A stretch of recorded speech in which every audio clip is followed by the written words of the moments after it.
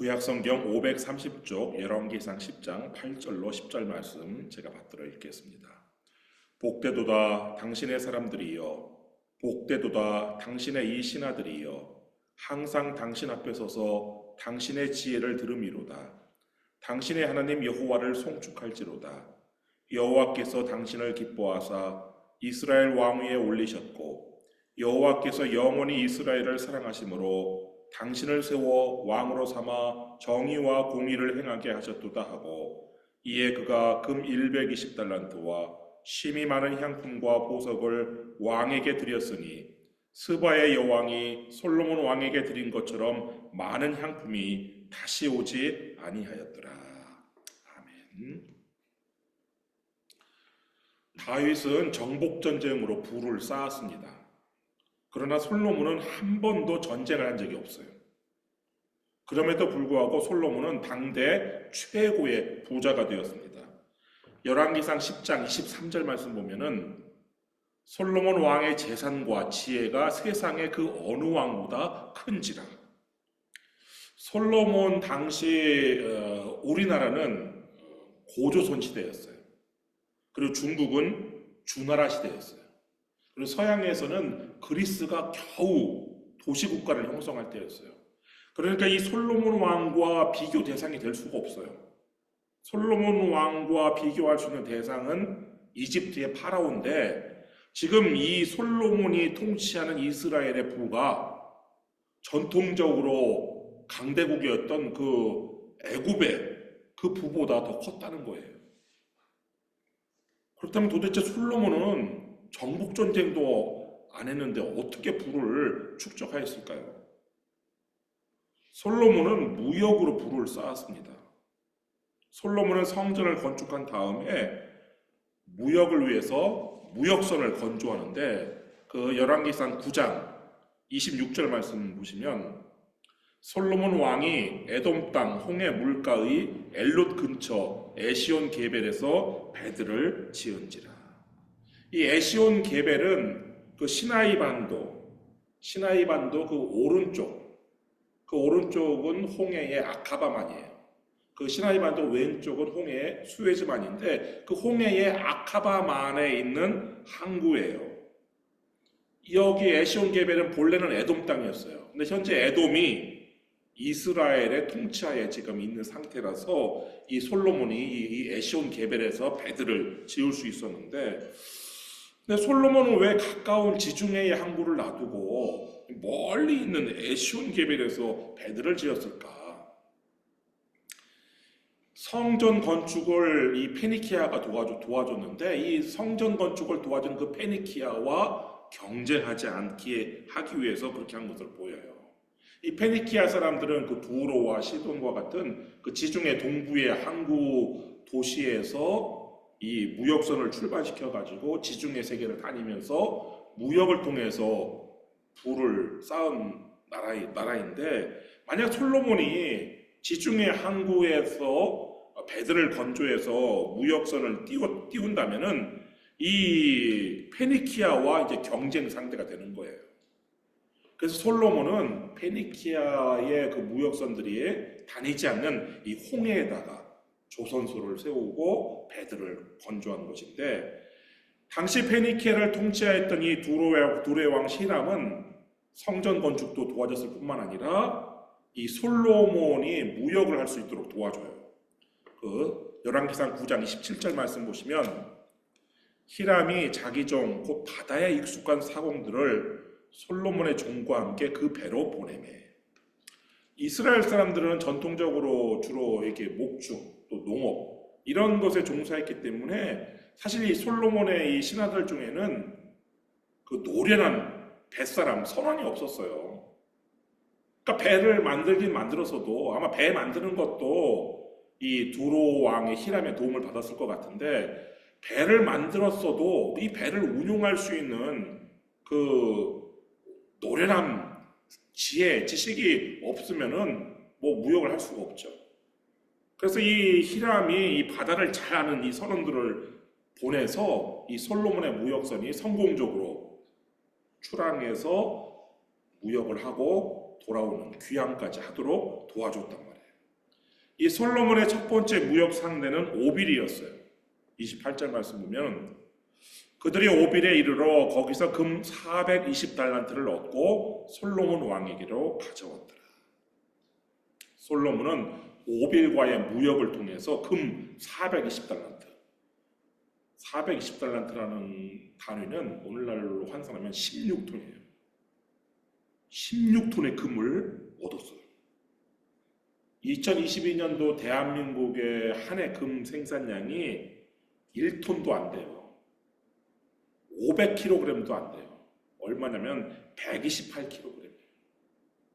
그런데 이 솔로몬이 오빌과의 무역을 통해서 무려 16톤의 금을 얻은 거란 말이에요. 이 오빌은 금 외에도 나무를 수출을 했어요. 열왕기상 10장 11절 말씀 보면은 오빌에서부터 금을 실어온 히람의 배들이 오빌에서 많은 백단목과 보석을 운반하여 오매. 백단목이라는 나무를 이 오빌이 수출을 했는데, 백향목은 레바논에서 가지고 오는데 이 백단목이라는 나무는 어떤 나무냐? 인도가 원산지인 그런 나무예요. 근데 일종의 향나무예요. 향이 나요. 근데 이 백단목은 세계에서 가장 비싼 나무로 알려져 있는데, 나무를 거래할 때는 보통 부피로 거래를 하거든요. 나무 뭐 1톤, 부피로 이렇게 1톤이 아니라 이 부피로 얼마큼. 근데 이 백단목은요, 저울로 달아서 무게로 거래를 해요. 얼마나 비싼 나무인지 몰라요. 이 솔로몬 시대에 이 백단목이 처음으로 오빌에서 들어왔어요. 솔로몬 시대 전에도 없었고 후에도 없는 그런 나무인데, 이 솔로몬이 그 귀한 나무를 성전 건축을 위해서 또 악기에, 하나님을 찬양하는 악기에 사용을 했어요. 12절 말씀 보시면 왕이 백단목으로 여호와의 성전과 왕궁의 난간을 만들고 또 노래하는 자를 위하여 수금과 비파를 만들었으니 이 같은 백단목은 전에도 온 일이 없었고 오늘까지도 보지 못하였더라. 이 백단목이 오빌의 주요 수출품인 것으로 보아서 아마 이 오빌은 인도일 것으로 추정이 돼요. 그러니까 솔로몬의 무역선들이 홍해에서 출발해서 인도양을 거쳐서 인도까지 가서 무역을 한 것으로 보여요. 이 솔로몬의 무역선들이 오빌로 가려면 홍해에서 출항해가지고 그 밥엘 만데르 해협 그리고 아덴만을 거쳐서 인도양으로 나가야 돼요. 이 밥엘 만데르 해협은 이 아프리카하고 이 아라비아 반도 사이에 있는 아주 좁은 해협인데, 최근에 그 예멘 후티 반군들이 이 해협을 지나는 선박들을 공격해서 문제가 됐었죠. 그리고 이 해협을 지나 나오는 그 아덴만, 이 아덴만은 한국의 해군이 그 소말리아 해적들을 진압했던 그 아덴만 여명 작전으로 유명한 곳인데, 그 지역이 지금은 이막 예멘의 후티 반군, 동쪽의 예멘의 후티 반군, 서쪽의 소말리아 해적들이 막 판치고 날뛰는 그런 상황이 있지만, 당시에는 스바 왕국의 지배하에 있었어요. 이 스바 왕국은 그 밥엘 만데르 해협 오른쪽의 예멘 지역과 그 왼쪽인 에티오피아 지역을 이렇게 영향력 하에 둔 왕국인데, 이 스바 왕국은 그 지정학적 위치를 이용해 가지고 인도와 동아프리카 그리고 동지중해 사이 이 교역으로 큰 부를 쌓은 나라예요. 홍해 아카바만에서 출항한 이 솔로몬의 무역선들이 이 스바 왕국의 항구에 들러서 식수도 채우고 식량도 이렇게 보급한 그렇게 보급기지로 사용했을 건데, 이를 통해서 그 스바 왕국의 현지인들과 이제 자연스럽게 이제 교류가 이루어졌겠죠. 그리고 솔로몬 왕의 업적과 솔로몬 왕의 지혜에 대한 소문이 이 스바 왕국에 퍼져나갔을 거예요. 그래서 이 솔로몬 왕의 소문이 이 스바 왕국을 다스리는 왕에게도 들어갔는데, 다른 나라의 왕들이 대개 남자들이 왕이었는데 희한하게도 이 스바 왕국은 여왕이 다스렸어요. 근데 여왕이 이 스바 왕국이 처음이 아니라 사실은 이집트에도 여왕이 있긴 있었어요. 그래서 이 스바 왕국의 여왕이 이 솔로몬 왕에 대한 소문을 듣고서는 처음에는 사실이 아니라 과장된 허풍쯤으로 이렇게 생각을 했었어요. 오늘 본문 7절 말씀 보시면 열왕기상 10장 7절 내가 그 말들을 믿지 아니하였더니 이제 와서 친히 본즉 내게 말한 것은 절반도 못 되니 당신의 지혜와 복이 내가 들은 소문보다 더하도다. 근데 스바 여왕이 이스라엘 사람뿐만 아니라 페니키아 사람들도 솔로몬 왕의 지혜와 업적에 대해서 말하는 것을 듣고는 직접 확인하고 싶었어요. 그래가지고 아주 이 솔로몬 왕의 지혜를 시험할 만한 아주 어려운 문제들을 준비를 했어요. 그리고 솔로몬 왕을 친히 만나기 위해서 예루살렘으로 갔는데 열왕기상 10장 1절 말씀 보시면 스바의 여왕이 여호와의 이름으로 말미암은 솔로몬의 명성을 듣고 와서 어려운 문제로 그를 시험하고자 하여 예루살렘에 이르니 수행하는 자가 심히 많고 향품과 심히 많은 금과 보석을 낙타에 실었더라. 그가 솔로몬에게 나와 자기 마음에 있는 것을 다 말하네. 이 스바 여왕의 여행길은 매우 먼 길이에요. 아라비아 반도의 그 끝자락에서 이 예루살렘까지 가는 그 길은요, 육로로 갔을 때 3,500km가 넘는 거리예요. 그러니까 그 길은 텍사스에서 저기 멕시코를 거쳐서 저기 중남미 코스타리카까지 가는 그런 정도의 거리랑 비슷해요. 이웃 동네, 옆 동네나 뭐 이웃 나라 가는 게 아니란 말이에요. 그럼에도 불구하고 이 스바 여왕은 이 솔로몬의 지혜를 듣기 위해서 먼 길을 떠났는데 아마 이 대부분 사막 지역인 이 아라비아 반도를 횡단하는 그 육로 여행보다는 일단은 먼저 배를 타고 그 홍해의 아카바반에 있는 에시온 게벨까지 왔다가 그 에시온 게벨에서 이제 육로로 낙타를 타고서는 예루살렘까지 아마 가는 그런 여정을 선택했을 거예요. 근데 그렇게 여정을 잡아도 수개월에 걸리는 아주 기나긴 여정이 되었을 건데 드디어 스바 여왕이 예루살렘에 도착했어요. 근데 스바 여왕이 이 사절단이 어마어마하게 많아요. 그리고 막 향품과 금과 보석들을 실은 낙타가 그냥 막 끝도 없이 오는 거예요. 스바 여왕은 이 어려운 문제만 준비한 것이 아니라 이런 향품, 금, 보석과 같은 왕에게 드리는 이런 예물들을 준비해 왔는데 이 스바 여왕이 준비한 향품은 아마 인도에서 가져온 것이었을 거예요. 당시 인도에서 가져오는 향품은요, 황금보다 더 값이 나갔어요. 신약 성경에도 이 인도의 향품이 등장하는데 요한복음 12장 3절 말씀 보면은 마리아는 지극히 비싼 향유 곧 순전한 나드 한 근을 가져다가 예수의 발에 붓고 자기 머리털로 그의 발을 닦으니 향유 냄새가 집에 가득하더라. 거기에 나오는 그 나드 향유, 그 나드 향이 바로 인도에서 들여온 거예요. 당시 나드 한 근의 가격이 보통 사람 1년 연봉이에요. 근데 예루살렘에 있기 때문에 그나마 싼 거예요. 그 향이 로마로 가면은요, 인도 현지 가격에 2,000배가 넘는 고가에 팔렸어요. 그러니까 인도에서 내가 100불 주고 샀다면 로마에서는요, 20만 불을 줘야 살 수 있는 그런 거예요.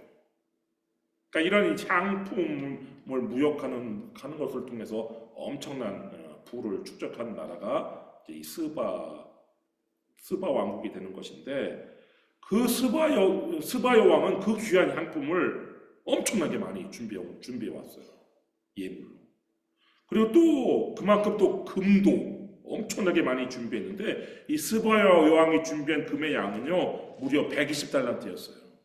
그 10절 말씀 보면은 이에 그가 금 120달란트와 심히 많은 향품과 보석을 왕에게 드렸으니 스바의 여왕이 솔로몬 왕에게 드린 것처럼 많은 향품이 다시 오지 아니하였더라.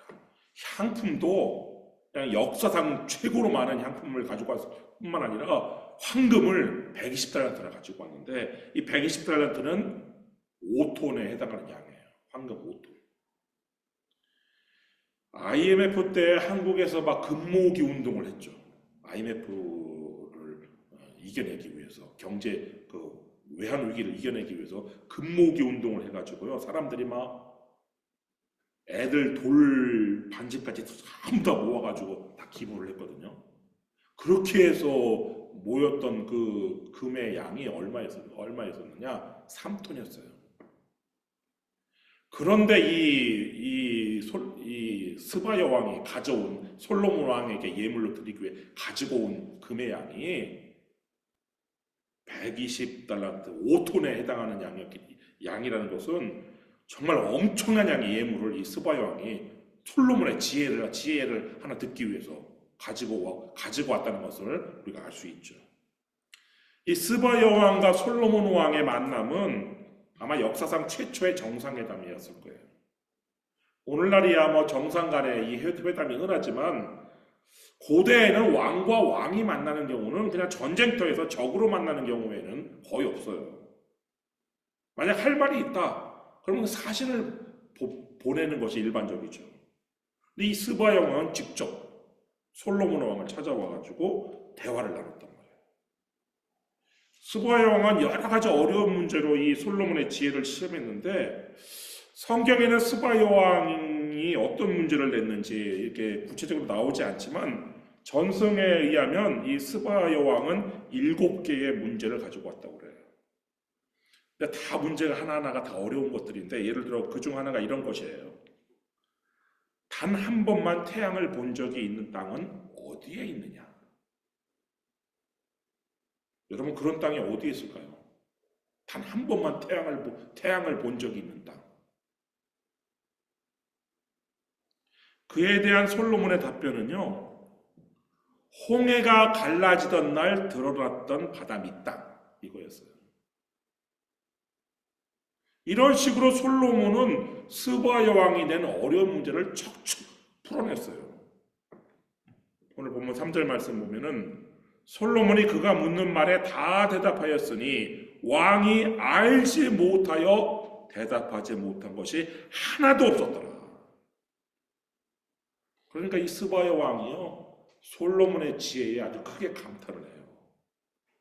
그리고 이 솔로몬의 왕궁을 보니까 솔로몬의 왕궁에는요 다른 어느 나라에도 심지어 이집트의 파라오도 없는 그런 이 보좌가 있었는데 18절 말씀 한번 보시면 왕이 또 상아로 큰 보좌를 만들고 정금으로 입혔으니 상아 코끼리 이 뿔이잖아요. 그 상아로 의자를 만들었어요. 상아 의자. 나무 의자가 아니라 상아로 의자를 만들고 거기에다가 또 정금으로 입혔어요. 그러니까 황금으로 반짝반짝 빛나요. 보좌가. 19절 말씀 보면 그 보좌에는 6층계가 있고 보좌 뒤에 둥근 머리가 있고 앉는 자리 양쪽에는 팔걸이가 있고 팔걸이 곁에는 사자가 하나씩 서 있으며 그 보좌는 6계단을 올라가야 보좌를 올라갈 수가 있고 보좌 옆에 팔걸이가 이렇게 있어요. 솔로몬 왕이 딱 앉으면 팔을 딱 하고 그 팔걸이 옆에는 사자들이 한 마리씩 서 있어요. 진짜 사자는 아니고 사자 모양을 만든 사자 형상들이 서 있는 것이죠. 그 다음에 또 20절 말씀에는 또 12사자가 있어 그 6층계 좌우편에 서 있으니 어느 나라에도 이같이 맞는 것이 없었더라. 그 층계가 6층계라고 그랬는데 그 6층계 좌우편에는 또 사자들이 한 마리씩 이렇게 서 있어요. 그래서 아래 12마리, 위에 2마리, 14마리의 사자들이 이 솔로몬 왕을 딱 지켜주는 그런 형태의 그런 보호자였단 말이에요. 어느 나라에도 없는. 그리고 21절 말씀 보면은 솔로몬 왕이 마시는 그릇은 다 금이에요. 금그릇 외에는 쓰지도 않았어요. 목그릇, 나무로 만든 목그릇이나 뭐 은으로 만든 그릇이나 뭐 구리로 만든 이런 그런 건 쓰지도 않았어요.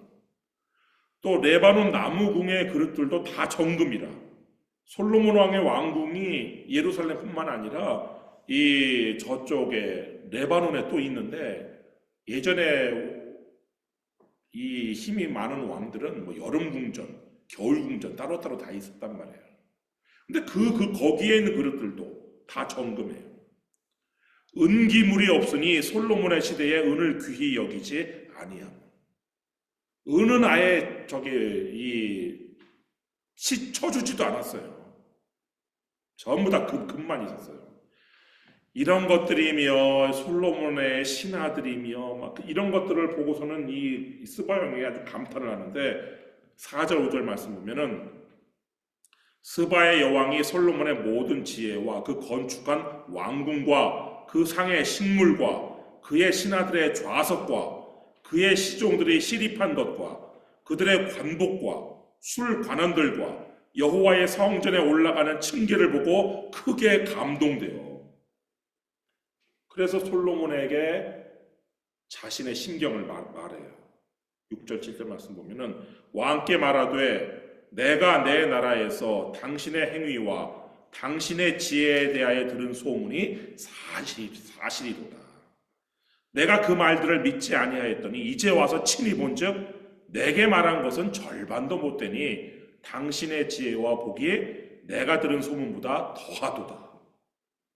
그러면서 이 솔로몬의 아내들과 신하들이 복되다라고 선언을 하는데, 8절 말씀 보면은 복되도다 당신의 사람들이요, 복되도다 당신의 이 신하들이요, 항상 당신 앞에 서서 당신의 지혜를 들으리로다.